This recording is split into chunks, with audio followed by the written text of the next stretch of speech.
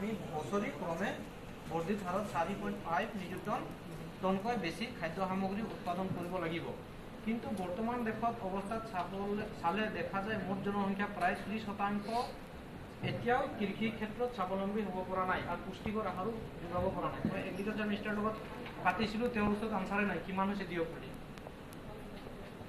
তো গতিকে আপোনালোকে ভাবক, যদি 20 দিন যদি আমাৰ বক্সিহাটৰ ৰাস্তাটো বন্ধ হ'লে আমাৰ অসমৰ অৱস্থা কি হ'ব? আমি যদি সব চাকৰিৰ ওপৰত দৌৰি থাকোঁ, সব চাকৰিয়ে কৰিম আৰু সব যদি নেটৱৰ্কিং বিজনেছ কৰি কিনে যদি আমি পইচাটোৰ পিছত দৌৰিম, তেতিয়াহ'লে প্ৰডাকশ্যন কোনে কৰিব?